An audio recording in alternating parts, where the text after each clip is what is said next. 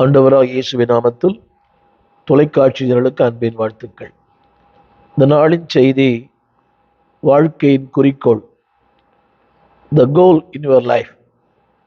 இந்த அநேகருக்கு குறிக்கோள் இல்லாத ஒரு வாழ்க்கை. ஏன் பிறந்தேன், ஏன் வாழ்கிறேன், என் வாழ்க்கை நோக்கம் என்ன?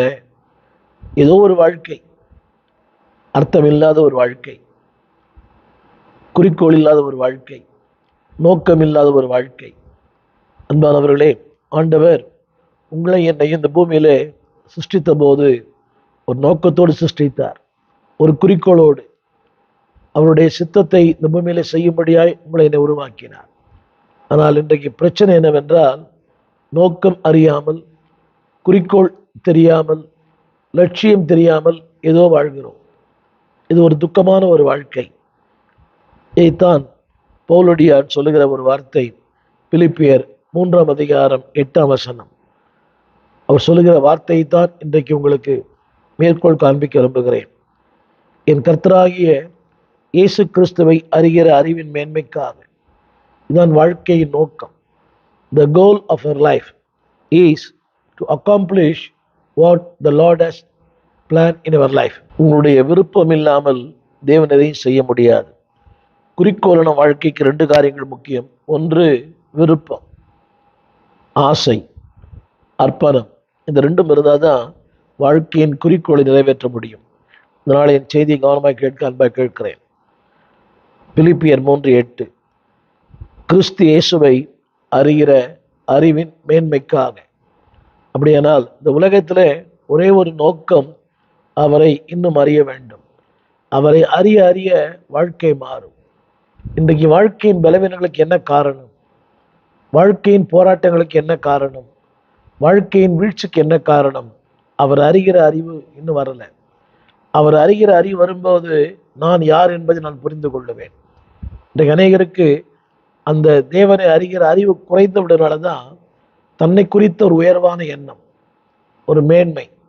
இந்த நாளிலே அதற்காகத்தான் அவர் சொல்லுகிறார், எல்லாவற்றையும்.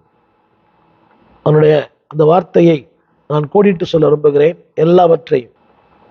அந்த எல்லாவற்றையும் என்று சொல்வேனே, ஆனால் என்னுடைய ஆவி, என்னுடைய ஆத்துமா, என் சரீரம், என் செயல், என் சிந்தை, என் நோக்கம், என் உணர்ச்சி.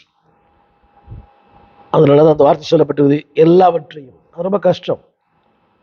என்னுடைய மதிப்பு, என் மேன்மை, என் அந்தஸ்து, உயர்வு, எனக்கு இருக்கிற பதவி, எனக்கு இருக்கிற அந்த அனுபவங்கள் எல்லாவற்றையும் நஷ்டம் என்று எண்ணுகிறேன். இதுதான் த கோல் ஆஃப் த லைஃப். அந்த எண்ணம் என்றைக்கு வருகிறதோ அன்றைக்கு வாழ்க்கையில் நோக்கங்கள் உண்டாகும், விருப்பங்கள் உண்டாகும்.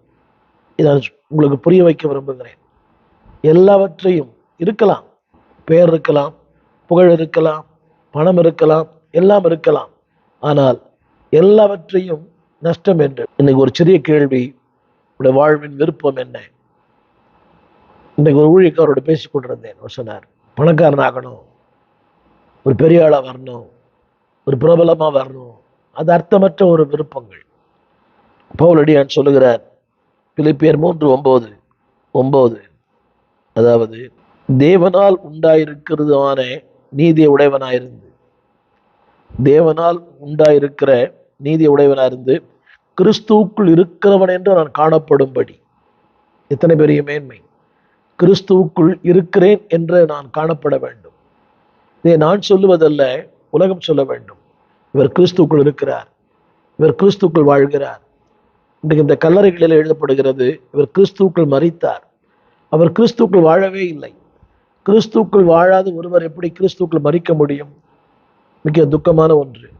பவுலடியான் சொல்வது போல, நான் கிறிஸ்துவுக்குள் இருக்கிறவன் என்று காணப்படும்படி. பிலிப்பியர் 3:10. அதற்காக எப்படியாகிலும், திரும்ப கூட இந்த வார்த்தை பயன்படுத்துகிறார் 3:10, எப்படியாகிலும் நான் தகுதியாக வேண்டும். எத்தனை பெரிய ஆசை பாருங்கள், எத்தனை பெரிய விருப்பம் பாருங்கள். எப்படியாகிலும் அதற்கு நான் தகுதியாக வேண்டும். அந்த தகுதி படிப்பால் வருவதல்ல, பணத்தால் வருவதல்ல, உலக மேன்மையால் வருவதல்ல, அறிவினால் வருவதல்ல. அந்த விருப்பம், அந்த வார்த்தை என்ன சொல்லுகிறேன், எப்படியாகிலும் நான் தகுதியாகும்படி. எதற்கு?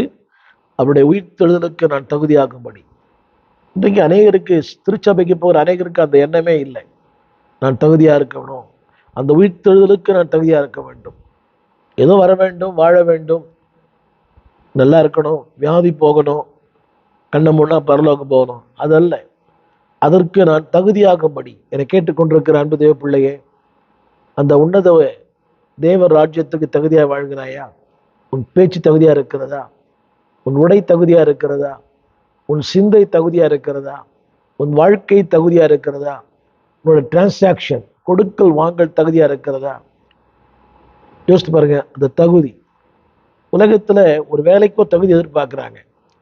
ஒரு கலெக்டர், ஒரு ஐஏஎஸ், ஒரு போலீஸ் அதிகாரி, ஒரு ஐபிஎஸ், உலகத்தில் ஒரு தகுதியை இந்த உலகம் எதிர்பார்க்கிறது. அப்படியானால் ஆண்டவரும் ஒரு தகுதி எதிர்பார்க்கிறார். இப்படி வேணா இருக்கலாம், எப்படி வேணா போகலாம், இப்படி வேணா வாழலாம் இல்லை. இன்னைக்கு ஜனங்களுக்குள்ள இருக்கிற ஊழியர்களுக்குள்ள கூட எப்படியோ ஊழியம் செய்ய வேண்டும், வண்டி ஒன்றா போதும் இல்லை. ஒரு அர்த்தமுள்ள ஒரு வாழ்க்கை, ஒரு குறிக்கோளான வாழ்க்கை, தேவன் விரும்புகிற ஒரு வாழ்க்கை. நான் சொல்ல வந்த அந்த வார்த்தை தேவனுக்கு தகுதியான வாழ்க்கை, தேவனுக்கு தகுதியான வாழ்க்கை. அதனாலதான் அவர் சொல்லுகிறார், அதே பிலிப்பியர் 3:11, அந்த 17 வசனங்கள் வரை தயவுசெய்து வாசியுங்கள். வேதம் இருக்குமானால் பிலிப்பியர் 3ஆம் அதிகாரம் 8 முதல் 17 வசனங்களை தயவு செய்து வாசிக்க அன்பை கேட்கிறேன். 12ஆம் வசனம் திரும்ப இங்கே கூட அடிக்கடி வார்த்தை பயன்படுத்துகிறார், எப்படியாயினும். எல்லாவற்றையும் யோசித்து பாருங்கள், எப்படியாயினும் எல்லாவற்றையும். அடுத்து இன்னொன்று கூட அவர் சொல்லுகிறார் 12ஆம் வசனத்துல, நான் அடைந்தாயிற்று அல்லது முற்றும் தேறினோ நானேன் என்று எண்ணாமல். இன்னைக்கு கொஞ்சம் பிரசங்கம், கொஞ்சம் கிருபை, கொஞ்சம் வரங்கள், கொஞ்சம் வல்லமை, ஒரு 2 ஆல்பம், இல்லாவிட்டா ஒரு கொஞ்சம் பிரபல்யம், ஒரு தொலைக்காட்சி இல்லை அன்பானவர்களே.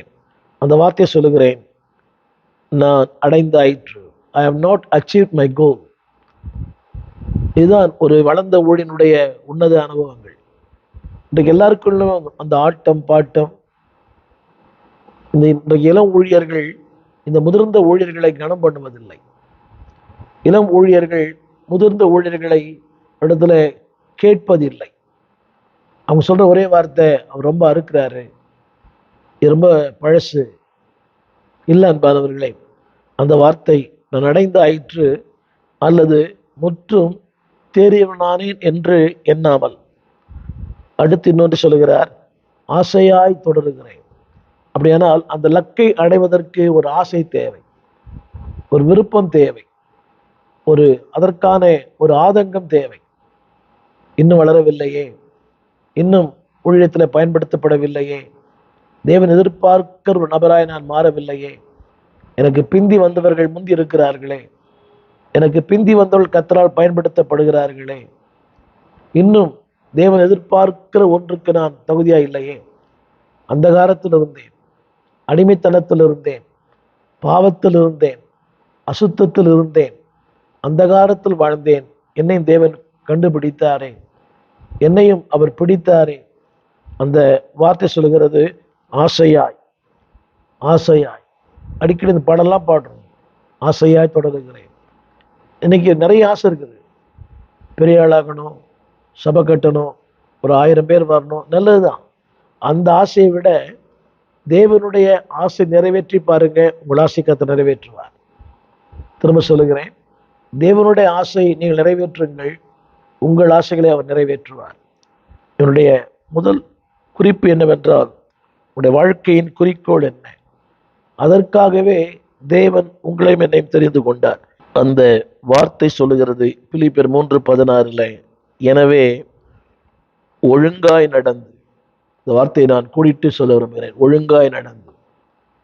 இப்ப திருச்சபைக்குள்ள வந்து ஒழுங்கில்லாம இருக்க முடியுமா? இருக்க முடியும். ஒழுங்காய் நடந்து. பிலிப்பியர் 3ஆம் அதிகாரம் 16ஆம் வசனம், ஒரே ஒழுங்கு. இந்த வார்த்தை இவ்வளவு மேலான வார்த்தை. ஒரே ஒழுங்காய் நடந்து ஒரே சிந்தையா இருப்போம். ஒரே ஒழுங்கு, a life of disciplined life. இன்றைக்கு அந்த டிசிப்ளினே இல்லையே. சபையாராத டிசிப்ளின் இல்லை, ஜெபிப்பதில் டிசிப்ளின் இல்லை, ஈவன் நம்முடைய உடையில கூட ஒரு டிசிப்ளின் இல்லை. தமிழ்ல அழகான போட்டிருக்குது, தமிழ்ல ஒரே வார்த்தை, ஒழுங்காய். என் அன்பான தேவ பிள்ளையே, ஆலயாரம் ஒழுங்கா போறீங்களா? தசமாக ஒழுங்கா தரீங்களா? காணிக்க ஒழுங்கா தரீங்களா? ஒரு ஒழுக்கமான வாழ்க்கை வாழ்றீங்களா? ஒழுங்காய் நடந்து கொண்டு, அடுத்த வார்த்தை, ஒரே சிந்தையா இருப்போம். இதுதான் வாழ்க்கையின் குறிக்கோள். அன்பானவர்களே, தேவன் இதைத்தான் விரும்புகிறார். இன்னொன்று சொல்ல விரும்புகிறேன். அதாவது அந்த வளர வேண்டும் என்கிற என்னுடைய இன்னொரு பக்கம் கிறிஸ்தவ வளர்ச்சி. வாழ்க்கையின் நோக்கம் கிறிஸ்தவ வளர்ச்சி. அதாவது அந்த நீங்க விருப்பம் எல்லாம் வளர முடியாது. என்னுடைய இன்னொரு செய்தி அதிலேயே கிறிஸ்டியன் மெச்சூரிட்டி. நீங்க பல வருஷங்களா போறோம், இன்னும் முதிர்ச்சியே இல்லை. பேச்சிலே முதிர்ச்சி இல்லை, அந்த உரையாடல முதிர்ச்சி இல்லை. வளர்ந்த விசுவாசிங்க தான், அவருடைய வாழ்க்கையில முதிர்ச்சியே இல்லை, உறவுகள்ல முதிர்ச்சியே இல்லை. ஒரு சின்ன குழந்தை மாதிரி பிஹேவ் பண்றது. திருமறை சொல்லுகிறது, அன்பானவர்களே, பிலிப்பியர் 3:17, என்னோடு கூட பின்பற்றுவர்களாகி நாங்கள் வழிகாட்டுகிறபடி நடக்கிறவர்களை மாதிரியாய் நோக்குங்கள். என்னுடைய கருத்து என்னவென்றால், அன்பானவர்களே, நீங்க மாதிரியா இருங்க, முன்மாதிரியா இருங்க. உங்க பிள்ளைகள் முன்மாதிரியா இருப்பாங்க. என்னுடைய குற்றச்சாட்டு பிரச்சனை என்னன்னா, என் பிள்ளை சரியில்லை, என் பிள்ளைகள் சரியில்லை. இல்லை, நீங்க முன்மாதிரியா இருங்க, உங்க பிள்ளைகள் முன்மாதிரியா இருப்பாங்க. நீங்க ஒரு மாதிரியா இருந்தா அவங்க ஒரு மாதிரியா தான் இருப்பாங்க. நீங்க முதல்ல முன்மாதிரியா இருங்க. உங்கள் முன்மாதிரி தான் உங்கள் பிள்ளைகளுக்கு மாதிரி. பலமுறை சொல்லியிருக்கிறேன், நீங்கள் சொல்வதை அவன் செய்ய மாட்டான், ஆனால் நீங்கள் செய்வதை அவன் செய்வான். எனவே ஒரு மாதிரி அல்ல, முன்மாதிரியாக இன்றைக்கு கிறிஸ்தவ வாழ்க்கையினுடைய வளர்ச்சிக்கு ஆண்டவர் பல வழிகளை வைத்திருக்கிறார். காட் டிசைன் அவர் ஸ்பிரிச்சுவல் மெச்சூரிட்டி எப்படி இருக்க வேண்டும் என்பதற்கு நம்முடைய சரீரமே உதாரணம். எபேசியர் 4:11 இங்கே சொல்லுகிற வார்த்தை, எப்படி சரீரம் வளர்கிறதோ, ஒரு நாள் சரீரம் வளர்கிறது. கொடுத்து நினைக்கிறேன், ஒவ்வொரு நாளும் சரீரம் வளர்ந்து கொண்டே இருக்கிறது. நம்முடைய ஒவ்வொரு உடல் உறுப்புகள் வளர்ந்து கொண்டே இருக்கிறது. அப்படியானால் சரீரம் வளரும் போது நம்முடைய கேரக்டர் வளரும். அன்னைகளுடைய வாழ்க்கையை பார்க்கிறேன், அதே மாதிரிதான், அன்றும் என்றும் மாற்றமே இல்லை. மாறுவாறு எதிர்பார்ப்பு இருக்கிறது, ஆனால் மாறவே இல்லை. அதே மாதிரி தான் சிறு பிள்ளைத்தனம், அதே இன்னும் தீய சிந்தைகள், தீய செயல்கள் கொஞ்சம் கூட மாறல. வயசு மாறிச்சு. ஓசியால போட்டிருக்கிறது, நரைமுடி அவனிலே தெளித்திருக்கிறது, அவனும் அறியாது இருக்கிறான். வயசாயிடுச்சு, முடி நரைத்திருக்கிறது, ஆனா இன்னும் சுபாவங்கள் மாறவே இல்லை. பேச்சு மாறல, செயல் மாறல, சிந்தை மாறல. வேதம் சொல்லுகிறது, கிறிஸ்துவின் நிறைவான வளர்ச்சிக்கு தக்கதாய் எப்படி சரீரம் வளர்கிறதோ, அன்பானவர்களே, ஏன் திறமை வளரணும்? வளர்வதற்கு என்ன காரணம் என்றால், வேதம் சொல்லுகிறது, சீர்பொருந்தும்படி. தேவன் நீண்ட நாள் வளர்வதற்காகத்தான் திருச்சபையிலே அப்போஸ்தலர் எபேசியர் 4:13 அப்போஸ்தலரையும் தீர்க்கதரிசிகளையும் சுவிசேஷகளையும் ஏற்படுத்தியிருக்கிறார். அப்படியானால் உங்கள் வளர்ச்சியில் ஆண்டவர் அக்கறை உள்ளவராக இருக்கிறார். ஒரு பெற்றோர்களுக்கு தன் பிள்ளை வளர்ச்சியில் அதிக பாரம், கண்ணும் கருத்துமா இருக்கிறாங்க, ஊட்டச்சத்து. அந்த வளர்ச்சியில எவ்வளவு மகிழ்கிறார்கள். என் பிள்ளை தவழ்கிறது, என் பிள்ளை நிற்கிறது, என் பிள்ளை ஓடுகிறது. இப்படி எவ்வளவு பெரிய அந்த பரிணாமத்தை பார்த்து பெற்றோர்கள் பூரிப்படைகிறார்கள். ஆண்டவர்களை பார்த்து பூரிப்படைவாரா? அன்றைக்கும் அதே மாதிரிதான். ஒரு சாட்சி சொல்ல தெரியல, ஒரு ஜெபிக்க முடியல, 4 பேருக்கு கிறிஸ்து அறிமுகப்படுத்த முடியல, ஊமைகளாக மௌனிகளாக சபையில ஏதோ கடமைக்காக வந்து போகிற மக்களாக வேண்டாம். திருமறை சொல்லுகிறது, அன்பானவர்களே, அதற்காகவே இன்றைக்கு ஊழியர்களை கத்து ஏற்படுத்தினார். அதே எபேசியர் 4:13 குழந்தைகளாயிராமல். இன்னைக்கு வளர்ச்சி ஜனங்க விரும்புறதே இல்லை. நான் ஏன் வளரணும்? நான் என்ன ஊழியக்காரரா? ஊழியக்காரர்களும் விரும்புவதில்லை. அதே செய்தி, அதே பிரசங்கம், அதே வாழ்க்கையில் கொஞ்சம் கூட அந்த செய்தியில ஒரு முன்னேற்றமே இல்லை. அன்பானவர்களே, அதை நான் விரும்புகிறேன். ஒரு செய்தியிலே ஒரு பரிணாமம் இருக்க வேண்டும். என் செய்தியிலே ஒரு முன்னேற்றம் இருக்க வேண்டும். என் செய்தியிலே முன்னை விட வருங்காலங்களிலே ஒரு மாற்றங்கள் காணப்பட வேண்டும். அதனுடைய ஆசை. அதே பிரசங்கம் இன்னைக்கு சபையில் கூட பாருங்களேன். அதனால ஜனங்க இன்னைக்கு ரொம்ப வெறுத்து போறாங்க. செய்தி போரடிக்கிறது இல்லை. அன்பானவர்களே, நல்ல உக்கிரானக்காரன் பழையவைகளையும் புதியவைகளையும் எடுத்து கொடுக்கிற இன்னைக்கு சில சபைகளிலே ஒரே பிரசங்கம் தான். செழிப்பு செழிப்பு செழிப்பு, பணக்காரனாவாய் பணக்காரனாவாய், இதே தான் உங்களுக்கு. இல்லை அன்பானவர்களே, அந்த வார்த்தை சொல்லுகிறது, நீங்கள் கிறிஸ்துவின் நிறைவான வளர்ச்சிக்கு தக்கதாக. இன்னைக்கு என்ன காரணம் தெரியுமா? அந்த வளர்ச்சி ஏன் வரல? அதுலேயும் கூட எபேசியர் 4:14 போட்டுருது, குழந்தைகளாயிராமல். அடுத்து இன்னைக்கு ஏன் வளர்ச்சி இல்லை தெரியுமா? இன்றைக்கு வஞ்சிக்கிறதுக்கு ஏதுவான பல காரியங்கள். உலகம் வஞ்சிக்கிறது, இந்த யூடியூப் வஞ்சிக்கிறது, இந்த தொலைக்காட்சி வஞ்சிக்கிறது, இன்னைக்கு இருக்கிற நவீன சாதனங்கள் வஞ்சிக்கிறது, உறவுகள் வஞ்சிக்கிறது. இன்னைக்கு எங்கு பார்த்தாலும் இந்த உறவுகளை ஒரு வஞ்சனை, நட்பு வலை நம்ம வஞ்சிக்கிறது, நம்மளை ரொம்ப உயர்த்தி ரொம்ப துப்புன்னு போடுறது, வானலாவி நம்ம புகழ்ந்து கீழே கீழே தள்ளுறது. இதெல்லாம் இன்னைக்கு நடக்கிற சம்பவங்கள். அது உங்கள் வளர்ச்சியை கெடுப்பது. அன்பானவர்களே, டிஸ்ட்ராக்ஷன். அதைத்தான் திருமறை சொல்லுகிறது, வஞ்சிக்கிறது ஏற்ப தந்திரங்கள் நிறைய. நீங்க எவ்வளவு ஜெபம் பண்றீங்க, நீங்க எவ்வளவு கிருபை இருக்குது உங்களுக்கு, நீங்க சபை ஆரம்பிக்கலாமே, நீங்க இன்னொரு ஊழியம் செய்யலாம். நீங்க என்ன இன்னொரு ஊழியக்காருக்கு அடிமையா இருக்கிறீங்க? நீங்க ஊழியம் செய்யக்கூடாதா? நீங்க கூட ஒரு ஸ்தாபனம் ஆரம்பிக்கலாம், நீங்க கூட ஒரு இயக்கம் ஆரம்பிக்கலாம், நீங்க கூட ஒரு தொலைக்காட்சி ஆரம்பிக்கலாம். இதெல்லாம் தந்திரமான காரியங்கள். இது எதை சொல்லுகிறதுனா, வளர்ச்சியை தடை பண்ணுகிறது. கடன் வாங்கணும், கடத்துக்காக ஜெபிக்கணும், அப்புறம் வேதம் வாசிக்க முடியாது, ஜெபம் பண்ண முடியாது, ஜனங்களுக்கு போதிக்க முடியாது. கடன் பட்டார் நெஞ்சம் போல. அந்த கடன் வாழ்க்கையை நம்ம நாசமாக்கிடுது. நீங்க பண்ணலாம், கர்த்தர் உதவி செய்வார், பண்ணுங்க. இல்லை, இதெல்லாம் தந்திரங்கள். அன்பானவர்களே, நான் 2 காரியம் சொல்ல விரும்புகிறேன். ஒன்று வஞ்சனை, இன்னொன்று தந்திரம். இது என்ன செய்கிறதாம்? நம்மை அலைய வைக்கிறது. அந்த வார்த்தை திரையில பாருங்கள், அடிபட்டு அலைகிறவர்கள். நீங்க நிறைய பேர் பாருங்க, காயப்படுத்தப்பட்ட ஊழியர்கள் நிறைய பேர். அதுக்கு பல காரணங்கள். அலைகிறவர்கள், காலையிலிருந்து மாலை வரை. மிகுந்த தாழ்மையை சொல்லுகிறேன். அன்பானவர்களே, வானத்தையும் பூமியை படைத்த ஒரு தெய்வன் உங்களை நடத்துவார். அது உண்மையா? Why should you go here and there? அலைகிறவனாயிராமல். நிறைய ஊழியக்காரர்கள் காலை முதல் மாலை வரை அலைகிறவர்கள். வேண்டாம் அன்பானவர்களே. எலியாவின் தேவன் நம்முடைய தேவன். நீ நினைக்கூடாது வசதியா இருக்கிறதுனால பேசுறோம். இல்லை, வசதி இல்லாத போது என்றால் அழைத்தவர் நீர் அல்லவா. உங்க அழைப்பு இருந்ததுனாலே நான் அழிந்து போகவில்லை. ஏழ்மைகள் உண்டு, வறுமைகள் உண்டு, இல்லாமை உண்டு. தேவன் என்றைக்குமே 11ஆம் மணி வேளையில் அற்புதங்களை செய்கிறவன். பொறுத்திருங்கள், அமர்ந்திருங்கள், அவரையே சார்ந்திருங்கள். எந்த மனிதனிடத்திலும் கையேந்தாதிருங்கள். தயவு செய்து ஊழியர்கள் கடன் வாங்காதிருங்கள். ஒரு தனி மனிதனை சார்ந்து கொள்ளாதிருங்கள்.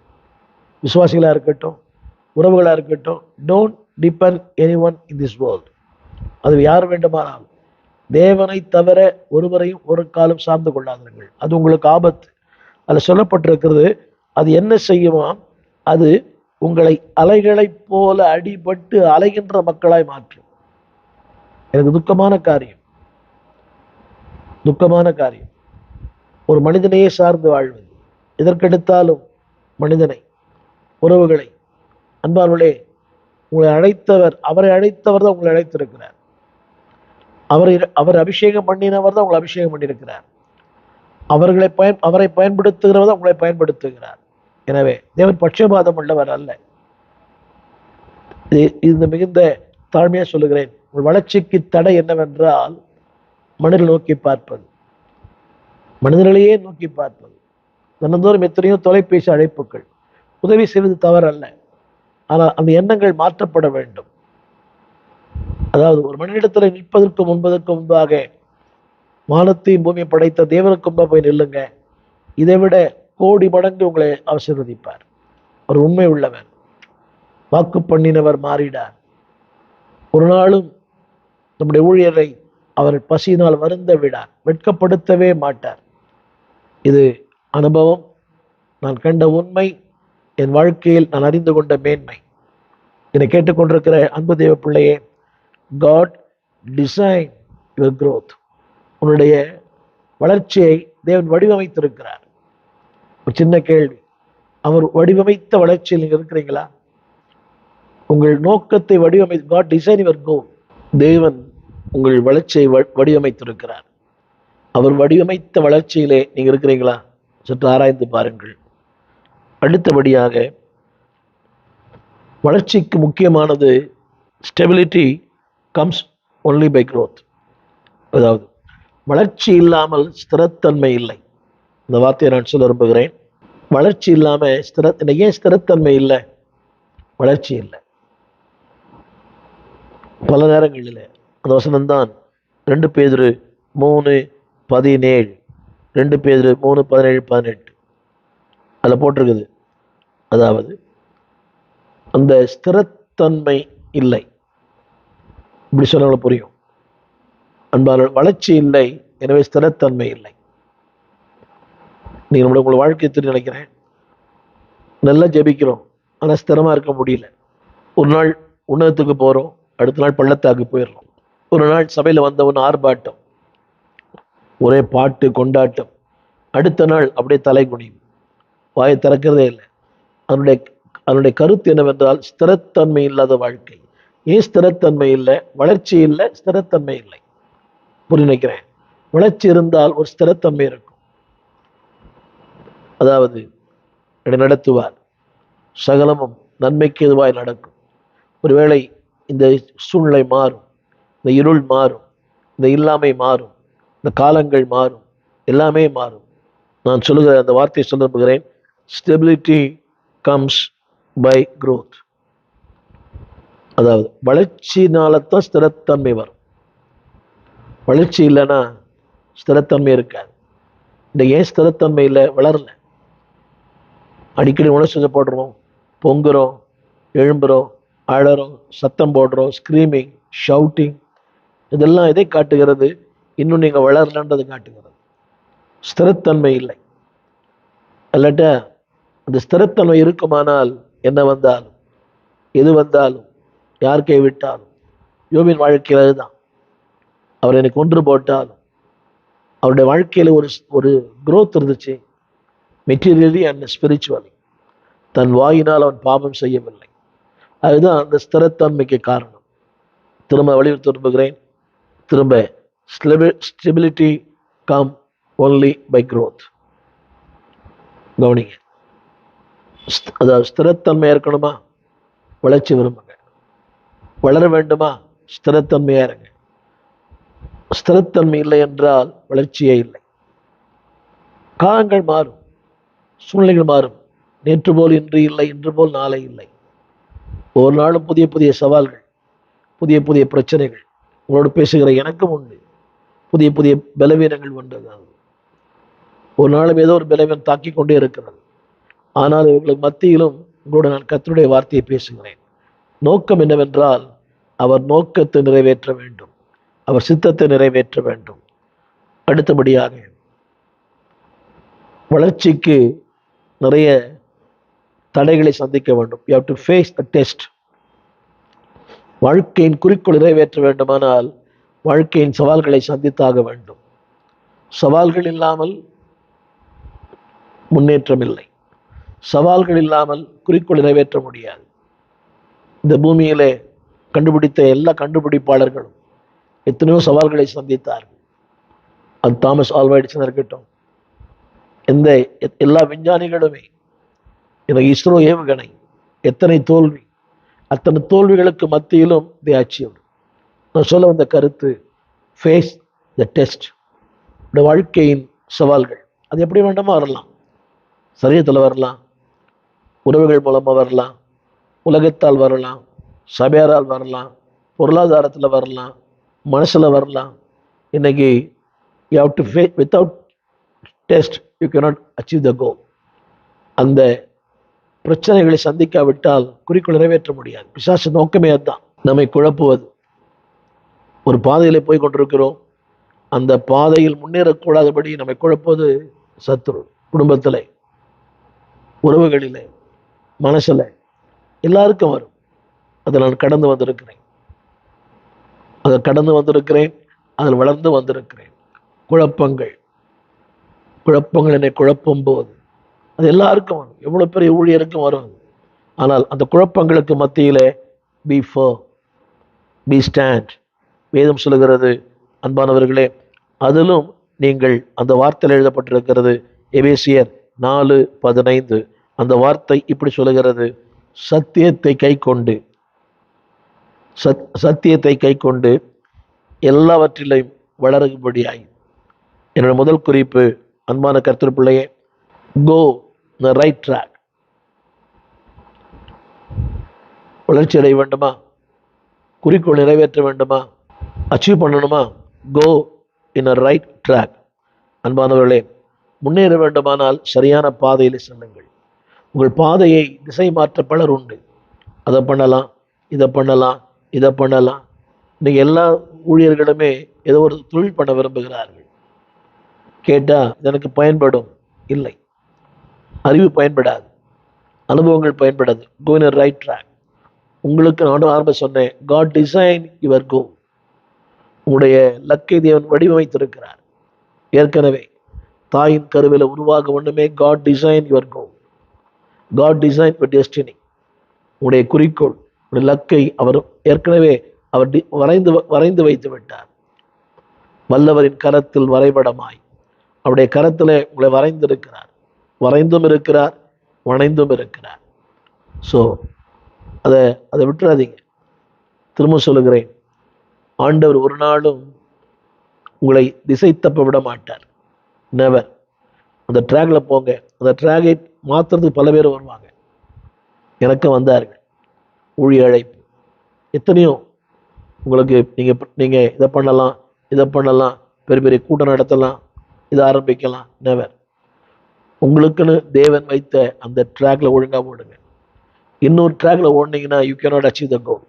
அது அவருடைய ட்ராக். எல்லாருக்கும் அதான் விருப்பம். அவரை மாதிரி இருக்கணும், இவரை மாதிரி இருக்கணும், அவரை மாதிரி ட்ரெஸ் பண்ணணும், இவரை மாதிரி காஸ்டியூம் போடணும், அவரை மாதிரியே பேசணும், அவரை மாதிரி கைகளை உயர்த்தணும். வேண்டாம். உங்கள் ட்ராக் என்னவோ அந்த ட்ராக்ல ஓடுங்க. யூ வில் அச்சீவ் த கோல்.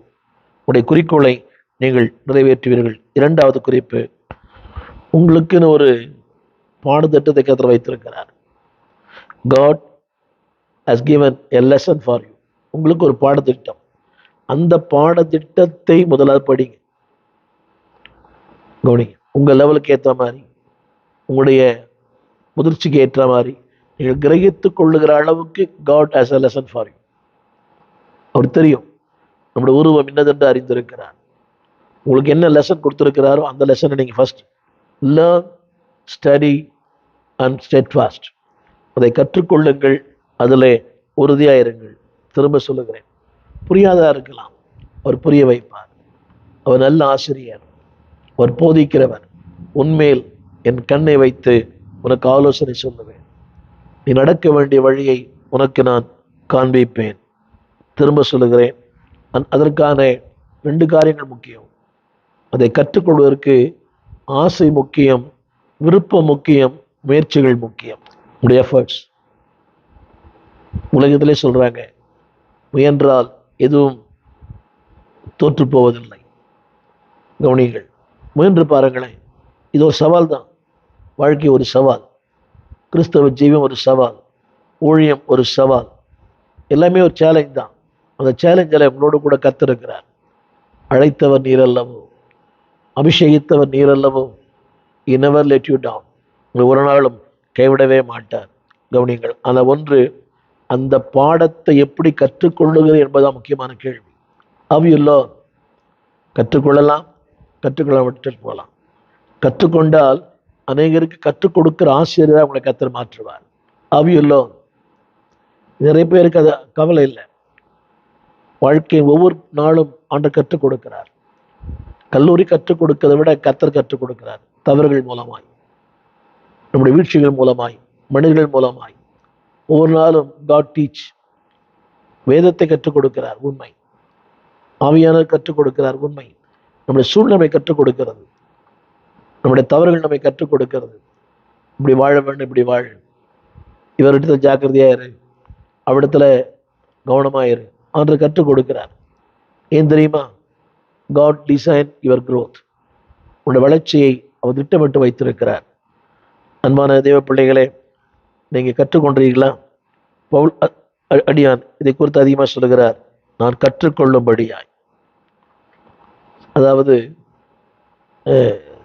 2 விதமான ஹோம்ஒர்க் உண்டு, 2 விதமான டெஸ்ட் உண்டு. ஒன்று வீட்டு பாடம், இன்னொன்று பப்ளிக் டெஸ்ட். அப்படின்னு நினைக்கிறேன், ஹோம்ஒர்க். 2வது ஸ்கூல் எழுத வேண்டிய பாடம். சில நேரங்களிலே ஆண்டவர் ஒரு ஆவிக்குரிய மனிதனுக்கு 2 பாடம் கற்றுக் கொடுக்கிறார். ஹோம்லேயும் கற்றுக் கொடுக்கிறார், பப்ளிக்லேயும் கற்றுக் கொடுக்கிறார். ஹோம் டெஸ்ட் வேற, ஸ்கூல் டெஸ்ட் வேற. புரிய நினைக்கிறவங்களுக்கு ஹோம் டெஸ்ட் பாடுகள், போராட்டங்கள், மனித உறவுகள், நம்ம எதிர்பார்க்கிற அளவுக்கு இல்லாத உறவுகள், எதிர்பார்க்கிற அளவுக்கு கணவன் இல்லை, எதிர்பார்க்கிற அளவுக்கு மனைவி இல்லை, எதிர்பார்க்கிற அளவுக்கு பிள்ளைகள் இல்லை, எதிர்பார்த்து போன அளவுக்கு அங்கே யார் சொந்தங்கள் இல்லை, கூட பிறந்த கூட இல்லை. அது ஹோம் ஒர்க். அந்த ஹோம் ஒர்க்கில் காட் டீச் சம்திங். 2வது பப்ளிக்கில், அங்கேயும் கற்றுக் கொடுக்கிறார். உலகத்திலையும் இந்த இந்த 2 கற்றுக்கொள்கிற ஒருவன் தான் ஸ்திரத்தன்மையாக இருக்க முடியும். உங்களுடைய செய்தி, first growth in Christian life. ஆண்டவர் காரணம் இல்லாமல் நம்மை அவர் துன்பப்படுத்துவதில்லை. நீங்க சொல்ல போறேன், அதாவது நம்மளை கரெக்ஷன் பண்றாருன்னா ஏதோ ஒரு காரணம் இருக்கும். நம்மளை கரெக்ட் பண்றாருன்னா ஏதோ ஒரு காரணம் இருக்கும். அந்த காரணத்துக்கு பின்னாக பெரிய நோக்கம் இருக்கும். கவனியுங்கள், காரணம் உண்டு, காரணத்துக்கு பிறகு ஒரு பெரிய நோக்கம் உண்டு. எனவேதான் யாக்கோபு 1:2, என் சகோதரரே, நீங்கள் பலவிதமான சோதனைகளில் அகப்படும் போது, சொன்ன பார்த்தீங்களா, ஹோம் ஒர்க், ஸ்கூல் ஒர்க். அது பள்ளியில் எழுத வேண்டிய எக்ஸாம், சிலது வீட்டில் எழுத வேண்டிய எக்ஸாம். அப்படியானால் அன்பானவர்களே, நீங்கள் பலவிதமான சோதனை அகப்படும் போது, அடுத்து இங்கே கூட சொல்ற பாருங்க வார்த்தையை, யாக்கோபு 1:3, உங்கள் விசுவாசத்தின் பரீட்சை. இதன் ஆரம்பத்தில் சொன்னேன், ஃபேஸ் த டெஸ்ட். அந்த பரீட்சையானது பொறுமையை தரும். அது மட்டுமல்ல, இந்த வாழ்க்கையிலே சந்தோஷத்தை தரும். யோசித்து பாருங்கள், பொறுமை என்பது இயல்பா வராது. சில பேர் இயல்பா சில பொறுமை இருக்குது, ஆனால் நம்முடைய பரீட்சைகள் தான் பொறுமை தருகிறது. Every test gives a lesson. அது மட்டுமல்ல, அது ஒரு பொறுமையை உண்டாக்குகிறது. அடுத்த வார்த்தை, ஏன் இந்த டெஸ்ட் தெரியுமா? The reason for the test. யாக்கோபு 1:4, நீங்கள் ஒன்றிலும் குறை உள்ளவர்களாயிராமல். ஆரம்பத்தில் சொன்னேன், God design my growth, God design my maturity. நீங்கள் ஒன்றிலும் குறை உள்ளவர்களாயிராமல்.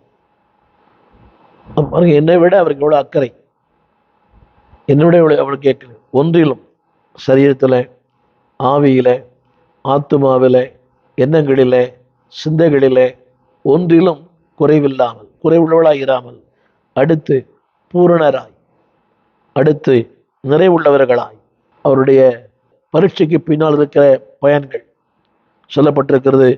அது உங்களை அதாவது ஒன்றிலும் குறைவற்றவர்களாய், 2வது பூரணராய், 3வது நிறைவுள்ளவர்களாய் இருக்கும்படி. கவனிங்கள், இருந்தால் அல்ல, நீங்கள் அப்படி இருக்க வேண்டும் என்று தேவன் எதிர்பார்க்கிறார். God design your growth, God design your destination. அப்படி இருக்க வேண்டும் என்று கர்த்தர் விரும்புகிறார். அன்பான தேவ பிள்ளைகளே, இந்த பரீட்சை நம்மை மாற்றுகிறது, நம் மூலமாக அநேகரை மாற்றுகிறது. ஒரு ஆமீன் சொல்வீங்களா? என்னை மாற்றுகிறது, என் மூலமாக அநேகரை மாற்றுகிறது. ஆனால் முக்கியமான கேள்வி என்னவென்றால், அதுக்கு வாய்ப்பு கொடுப்பதும் வாய்ப்பு கொடுக்காமல் இருப்பதும் உங்களை சார்ந்தது. வாய்ப்பு கொடுக்கலாம், ஏற்றுக்கொள்ளலாம், அதை புறம்பே தள்ளலாம். திரும்ப சொல்லுகிறேன், அதை அந்த சோதனைகள் பாடுகள் வரும்போது, பிரச்சனை வரும்போது, இட்ஸ் அப் டு யூ. திரும்ப சொல்லுகிறேன், அதை நீங்கள் எஸ்கேப் பண்ணலாம், இல்லாவிட்டால் அதை வேற மாதிரி டீல் பண்ணலாம், அறிவினால், திறமையினால். ஆனால் திரும்ப சொல்லுகிறேன், அந்த சோதனை உங்களுடைய வாழ்க்கையில 2 காரியம் செய்யுது. பொறுமையை தருகிறது, மிகுந்த சந்தோஷத்தை தருகிறது. அது மட்டுமல்ல, ஒன்றிலும் உங்களை குறைவற்றவர்களாய், யாக்கோபு 1:4, குறைவற்றவர்களாய் உங்கள் வாழ்க்கையில உங்களை ஒரு பூரண புருஷனாய் மாற்றுகிறது. The test that God gives, தேவன் கொடுக்கிற அந்த பரீட்சை உங்களை பூரண புருஷனாய் மாற்றுகிறது. தொடர்ந்து எங்கள் விலாசம் போதகர் ஸ்டீஃபன் தேவகுமார், திறந்த வாசல் சபை, நம்பர் 65, பரமானந்த தெரு, 7 கிணறு, சென்னை 600001. தொடர்புக்கு 9841839287. மேலும் 0444183330.